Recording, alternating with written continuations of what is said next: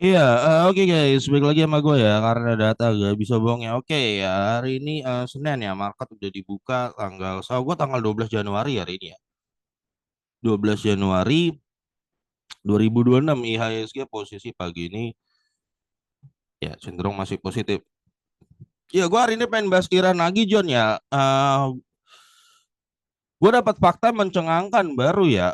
Tadi gue agak ngulik-ngulik juga sih soal Iran ini kenapa dia bisa roboh secepat itu mata uangnya ya. Eh, Dan ternyata Joni di 29 Desember kemarin Iran itu naikin pajak pantesan gila 60% sinting 63% naikin ya. Masa dari 35% dan beberapa naikin PPN juga mau 12%. Pantesan rakyat lu ngamuk gitu loh. John gua orangnya memang orang yang anti pajak tinggi dari dulu John ya. Lu boleh cek semua video gua ya. Gua tuh justru sangat pro konsep ekonomi seperti Saudi Arabia dan Uni Emirat Arab. Itu gue sangat pro konsep ekonomi seperti itu dan gue berharap Indonesia ini suatu hari mengadopsi konsep ekonomi seperti Saudi dan Uni Emirat Arab di mana pajak penghasilan ya kalau diharapkan 0% ya, ya kalau bisa seperti itu tapi kalau nggak bisa minimal serendah mungkin ya atau lo mau ngikutin Arthur Lever punya pemahaman dipletin aja semua nah, itu gue sepakat ya. Dan seumpama ada pajak pun ya nggak berarti nggak ada pajak sama sekali. Yang penting pajak itu semanusiawi mungkin. Kalau bisa ditekan serendah mungkin. Misal PPN gitu. PPN lu tekan aja serendah mungkin. Bisa berapa? 5% gitu kan. Nah itu jadi gue sangat pro dengan konsep ekonominya Saudi dan UEA ya. Uni Emirat Arab dari dulu ya. Dan gue sangat anti memang dengan negara-negara yang menerapkan pajak tinggi. Jadi gue hari ini beberkan fakta bahwa Iran di 31 Desember 29 kemarin dia jadi pemerintah Iran itu lagi mau ngesain undang-undang dia akan naikin pajak 63% John. Gila ya. Ini ada di berita ini juga ya. Nih, businessupdate.com ini tanggal 29 Desember nih ya. Ya. Jadi di sini di part terakhirnya ya. Dalam pidato di parlemen pada Minggu untuk membela ini masih RAPBN kontroversial. Nah, ini gua rasa ini salah satu pemicu yang membuat rakyat Iran marah. Nggak usah, kita nggak bicara ideologi, John. Nggak ada. Tidak ada orang senang dipajakin 60%, sinting. Ya, negara manapun lu pasti kerusuhan kok. Ya. Nah, Presiden Masud Masud Perekian ya, Pereskian menggambarkan situasi yang suram. Rancangan anggaran sangat kontraksioner itu mengusulkan kenaikan gaji 20%. Sementara inflasi saat itu 50%. Pajak dijadwalkan naik 62%, gila. Ya. Terus dia bilang, mereka bilang saya memajaki terlalu banyak. Ini gua ini gua teringat seseorang sih kalau ada orang yang terus naikin mantan menteri kita tau nggak lo yang selalu naikin pajak tapi dia nggak merasa dia naikin pajak gitu nggak merasa naikin pajak terlalu tinggi. Nah ginilah Joni ya kalau kalau jadi presiden jadi pemimpin gitu nggak mau belajar ekonomi gitu ya nggak mau belajar dulu konsep-konsep ekonomi gitu kan. Tidak ada orang dipajakin tuh senang naik nggak ada. Hari ini ada game yang lagi populer. Nama gamenya Teotown ya. Gue sih udah main dari lama ya. Cuman ini lagi viral kalau lo tahu Teotown. Gue rasa semua pejabat Indonesia harus main game ini dulu kalau mau jadi pejabat gitu loh. Supaya tahu konsep ekonomi gitu loh. Ini lagi viral nih game Teotown ya. Gue kalau main game ini John, gue tuh nerapin supply side economic sama trickle down ekonomiknya ala Ronald Reagan lah ya. Di mana golongan miskin menengah kaya gue pajakin flat. Gue biasa pajakin cuma 2,5%. Flat, tidak ada perbedaan semua golongan itu ya. Dan hasilnya berapa tahun di tahun game ini ya, berapa tahun loh naik. Hasilnya populasi orang menengah dan kaya jauh lebih banyak daripada orang miskin. Artinya banyak orang miskin itu jadi orang kaya.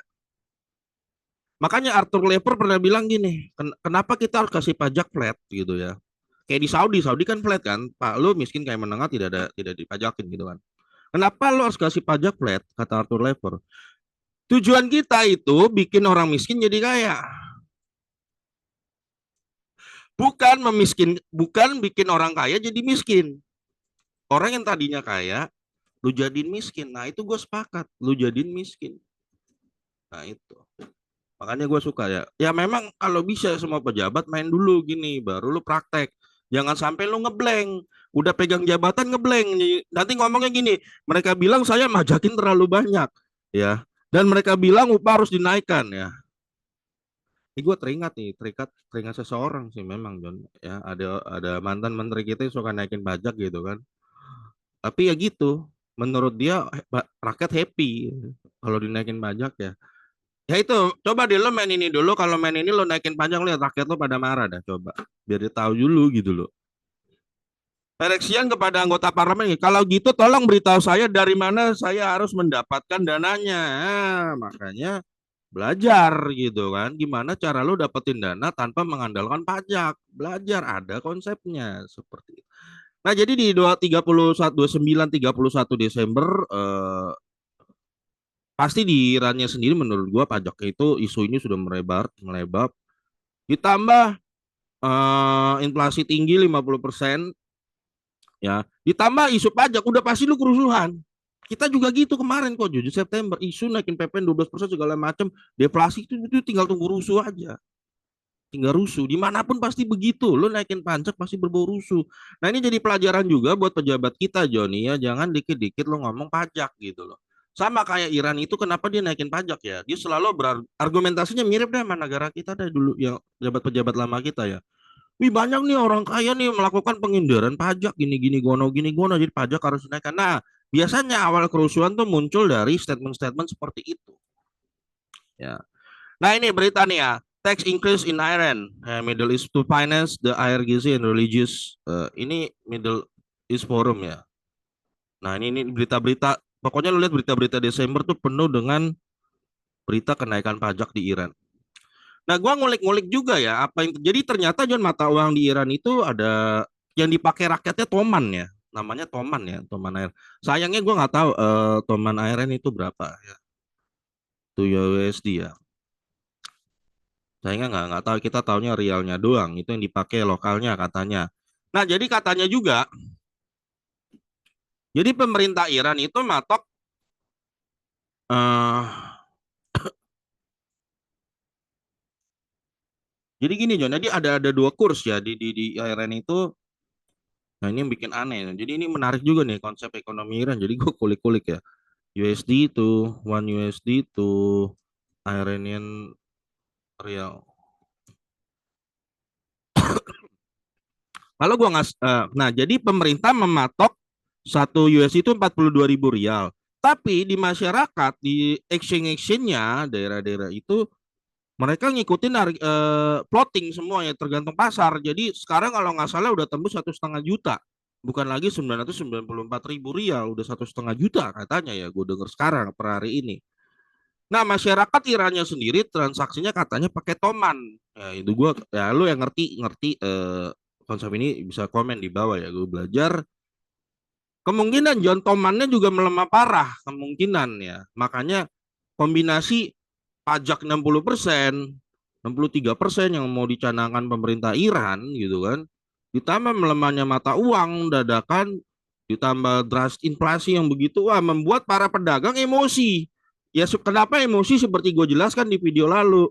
Lu punya 100 juta tadinya lu bisa beli Indomie puluhan ribu dan bisa makan 22 tahun. Tapi gara-gara hiperinflasi mata uang lu memang duit 100 juta lu tiba-tiba cuma bisa beli Indomie buat 1 tahun doang. Kalau dia hiperinflasi lagi makin lama nggak ada harga. Artinya banyak pedagang di Iran itu bangkrut. Gara-gara hiperinflasi dan termasuk mata uangnya itu lemah. Melemahnya nggak kira-kira. Jadi bangkrut hanya dalam hitungan hari atau minggu gitu loh. Ya akhirnya kerusuhan. Nah, pasti semua orang marah Jod. Seperti itu. Ya, oke nih kita baca beritanya ya. Middle East Forum nih. Ada ya ternyata forum-forum Timur Tengah gini. Gimana sih tombol close-nya aja. Kenaikan pajak di Iran untuk mendanai IRGC. IRGC apaan sih? Dan institusi religius. Ya, pemerintah memotong Oh, pendapatan ekspor oil yang diproyeksikan sekitar 63% dan akan mentransfer kebanyakan ekspor itu langsung ke perta pertahanan revolusioner ya. Apa sih itu nih tentara di Iran ya? Gue juga kurang paham John ya. Pemerintah Iran telah memajukan proposal 63% meningkatkan pajak gila. Dan gua sama sekali tidak ada ini ya, tidak ada masalah dengan ideologi Iran atau whatever, tapi masalah pajak ini memang dari dulu gua nggak sepakat sama negara yang menerapkan pajak tinggi. Apapun alasannya, mau negara mana. Makanya gua nggak sepakat dengan Eropa tuh punya gaya, nggak sepakat gua. Ya, tax ratio sampai segitu gua nggak percaya. Itu deh. Gue sepakatnya model-model Saudi, Uni Emirat Arab, sama Donald Trump yang sekarang ekonomi nih, dia potong pajak. Itu gue agree. Atau India yang potong pajak itu gue sangat setuju. Jadi bukan ideologi, bukan karena gue ada sentimen khusus terhadap Iran, nggak ada. Ya, jadi dia naikkan pajak 63% dalam budget draftnya dia ya untuk next fiscal year. Gila ya. Jadi dia rencana pajakin rakyatnya 63% di tengah inflasi tinggi, gila ya. Sebuah pergerakan yang menggarisbawahi usaha dari Republik Islamik itu untuk mengarahkan sumber-sumber finansial yang lebih besar ke militer. Oh, dia mau Iran pengen fokus ke militer lebih banyak, tapi dengan militer lu manjakan rakyat lu gitu loh. Gitu ya. Kalau gue sih yang penting rakyat kenyang kalau gue ya. Rakyat itu pekerjaan gampang. Kalau ekonomi stabil, John, ekonomi itu bukan hanya stabil ya, tapi rakyat lo cenderung kaya. Siapa sih yang mau bikin kerusuhan gitu? Ya contoh kayak di Saudi sama Uni Emirat Arab orang pada kaya. Siapa yang mau berpikir untuk rusuh gitu? Siapa? Seperti itu loh. Poin gua. Ya, jadi dia mau dananya untuk militer, security, keamanan dan institusi agama ya. Ya agama gua nggak mau bahas sensitif ya. Dokumen budget itu untuk tahun fiskal yang diawali Maret 2001 menunjukkan bahwa alokasi langsung ke militer dan keamanan dan pasukan keamanan yang akan bertanggung jawab untuk 16% dari budget umum totalnya pemerintah sekitar 10 miliar dolar ya, menandai sekitar 6% dari peningkatan ketimbang tahun sekarang ya, maksudnya tahun 2025. Satu kuarter dari jumlah tersebut, seperempat dari jumlah tersebut akan masuk ke korporasi Guard Revolutionary Islamic ini ya, yang budgetnya telah meningkat 24% setahun ya. Akses dari ini ya Islamic Guard Corp ini ya untuk state ke sumber daya negara itu, meskipun begitu lebih memperpanjang jauh, artinya melebar ya jauh daripada formal share-nya di budget pemerintah secara umum ya. Ya pokoknya dia naikin pajak John ya. Intinya gitu kalau lo baca, bahkan ada naikin pajak juga nih buat PPN. Tadi gue baca tuh, PPN-nya juga naikin. Coba-coba mana-mana. Ini PPN nih. Nah ini nih nih nih nih nih nih. Coba. Ini berita dari Iran ini ya. Ini berita langsung dari Iran. Iran inti ya. Oke. Government ya. Coba kita lihat Fed, cari Fed. Dia naikin pajak juga, John. Coba. Eh, Sebenarnya di parlemennya Iran pada menolak ya, tapi pemerintahnya maksa ya. Ya, pemerintahnya juru bicara parlemen Muhammad Balir mengatakan bahwa Presiden Masbud suratnya ke parlemen untuk mencari diskusi ya dengan para pembuat kebijakan, pembuat hukum, mengenai perubahan ya di mana dari draft proposal yang diajukan pemerintah ya dan bla bla bla. Mana sih PPN-nya nih? Aduh. Nah, teks. Nah, oh ini nih. Ya, PPN-nya mau dinaikin. Ya, modified planning value added tax increases so, ya mau dinaikin dan terus dinaikin jadi berapa sih? The committee. Oh, dia mau naikin PPN John dari 10 ke 12%. Oh, lihat aja kemarin kita PPN mau naik 12% atau dari 11 ke 12 aja ribut kan. Akhir Desember 2024 kan. Jadi bisa bayangin nggak di Desember pemerintah Iran tuh mau naikin pajak 63%. Kalau nggak salah dari 35% deh ya. 35% ke 63%. Gila ya mau ngikutin negara Eropa dong. Gila lo ya. Gue sih nggak bakal ngikut negara Eropa sinting gitu ya naikin pajak penghasilan lu buat pajak lu semua gila bangkrut lah rakyatnya ya bobo kerusuhan biasanya kayak gitu terus mau naikin PPN dari 10 ke 12% ya udahlah langkah ya, ya semoga di Iran ini John dijadikan pelajaran buat pejabat negara kita. Ya, pejabat negara kita jangan dikit-dikit ngobrol konferensi pers itu terutama yang di bidang keuangan gitu ya konferensi pers dikit-dikit ngomong bang pajak gitu loh ya orang lagi susah gitu loh ya ngomong pajak harusnya lu perbanyak nongol di TV nongol di TV itu bahas stimulus kalau lu bahas stimulus rakyat tenang pemerintahan lu tenang lu enak jadi presiden juga gitu loh jadi pemimpin gitu ya enak adem gitu loh ya daya beli kuat gitu kan itu yang lu jaga perbanyak stimulus jangan kayak maaf ya ini kita baru kejadian kok John ya baru September ya setiap konferensi pers baunya naikin pajak kalau mau shadow ekonomi dinaikin ya maaf akhirnya rakyat emosi kerusuhan nggak ada diincer kan sampai diincer tuh rumah-rumahnya juga tuh nah itu John sama lah jadi semua ini nah celakanya kalau kalau sudah kerusuhan begini dari dalamnya nanti bercampur kerusuhan itu dengan masa organik ini masa yang organik ya, yang benar-benar marah karena naiknya pajak dia demo ini benar-benar marah karena mata uang melemah dan naiknya pajak dia marah dan inflasi kan dia marah bercampur dengan agen-agen asing Mossad lah CIA lah yang memang pengen menghancurkan Iran jadi lu sendiri membuka diri lu buat negara lu diserang gitu loh karena lu tidak menjaga ekonominya sama kita kemarin kan demo kita tuh bercampur kan antara bener masa yang organik dengan yang bener ya mungkin agen-agen asing seperti itu yang memang pengen menghancurkan ya seperti itu untungnya kita survive saat itu dan presiden langsung mengganti menteri keuangan ya dengan yang lebih adem omongannya gitu soal stimulus gitu ya bukan ke arah pajak ya sehingga kita survive seperti itu. Nah ini juga ya John ya oke tadi balik ke mata uang Iran terakhir ya tadi kan karena dia ada paket Oman ya jadi kan pemerintah Irannya sendiri dia matok ke 46.000 ya kalau nggak salah rial atau dolar. Tapi di pasarnya itu bergerak liar. Nah ini bisa juga dimanfaatkan John oleh agen-agen asing ya, hedge fund seperti Soros gitu kan ya. Tapi nggak tahu Soros main sini ya. Nah biasanya orang yang suka nge-short mata uang ini John, dia suka ngincer negara yang matok mata uang. Nah ya, dulu kita diincer sama Soros. Indonesia tahun 98. Kenapa? Karena kita tahun di 98 ke bawah tuh memang Pak Harto itu pemerintah Pak Soeharto presiden kita kedua ya dia mematok rupiah.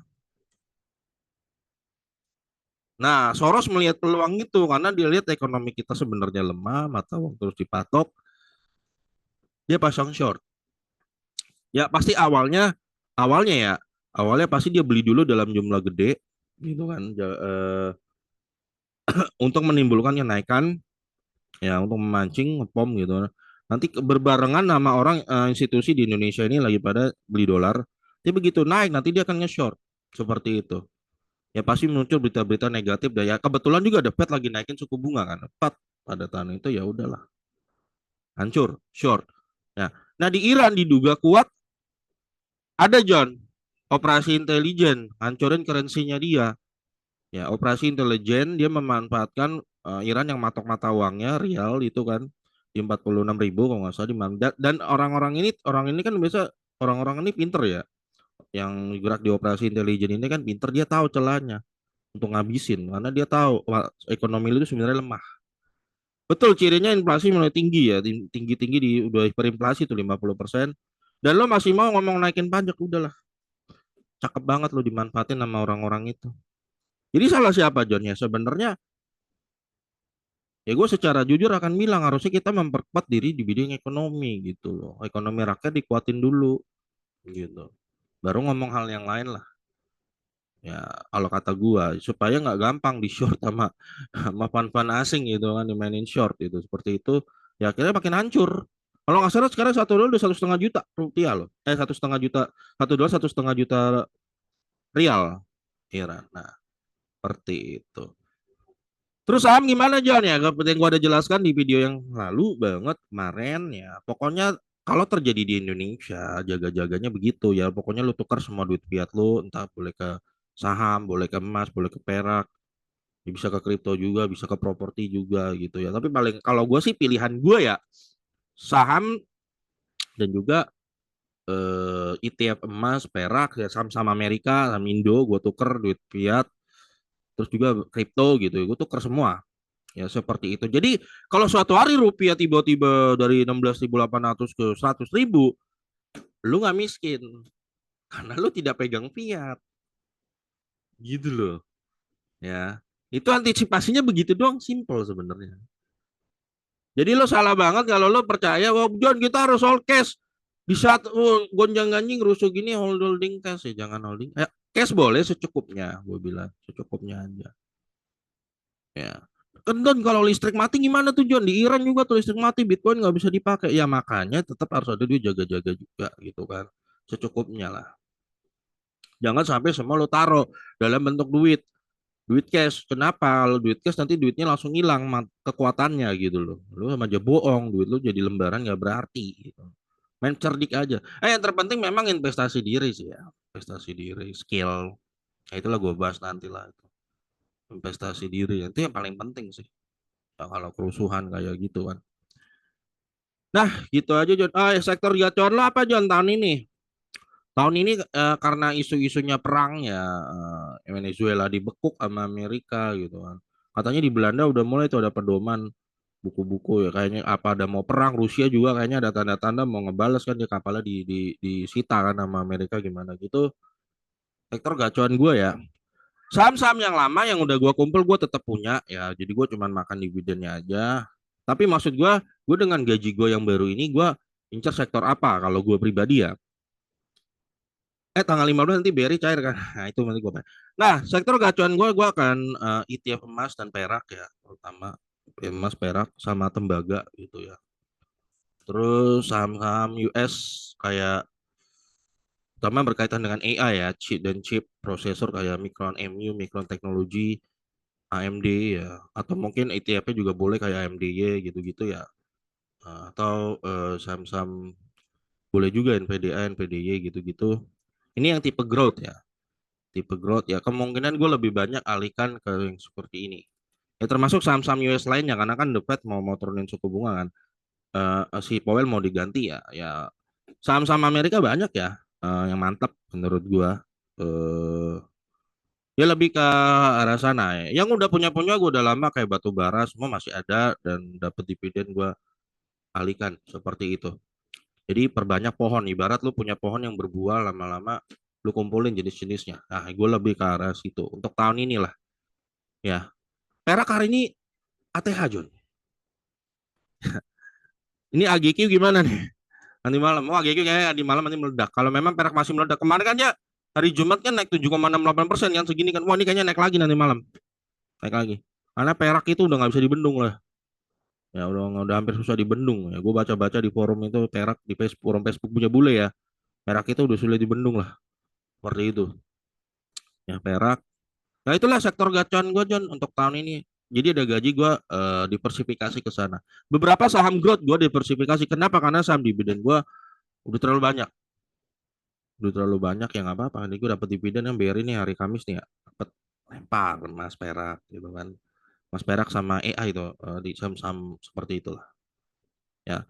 Oke guys, sampai ketemu lagi video gue berikutnya. Karena data nggak bisa bohong ya.